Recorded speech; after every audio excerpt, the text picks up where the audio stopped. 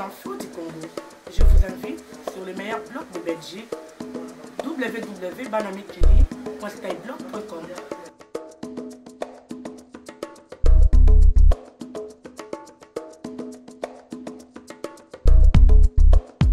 2 jours après leur arrestation à Goma, le député Dieudonné Charles Bakungu Mitondeke et ses co-accusés comparaissaient hier devant la Cour suprême de justice à Kinshasa.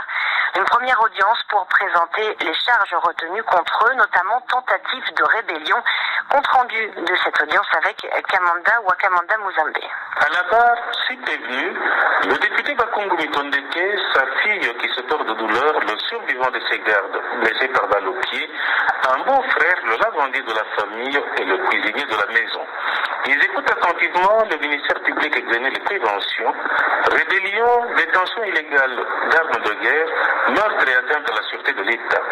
Sans surprise, tous les accusés rejettent ces griefs et plaident non coupables. Bakungu Mitondeke parle d'une cabale montée. Il affirme avoir été averti la veille au soir d'un complot visant son élimination physique. Les auteurs de la cabale lui reprocheraient d'être un obstacle à la balkanisation de la RDC. Selon lui, c'est une situation qu'il avait déjà connue auparavant en 2005, alors qu'il était vice-gouverneur du Nord Kivu. Sa résidence avait été attaquée par un contingent militaire.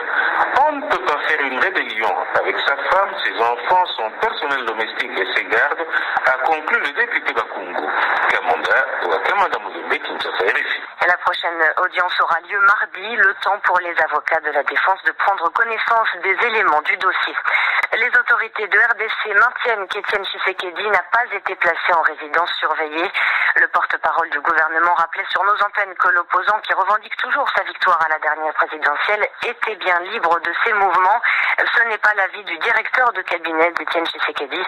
Selon lui, 3 barrières de police entourent le quartier où se trouve sa maison et toutes les visites sont filtrées.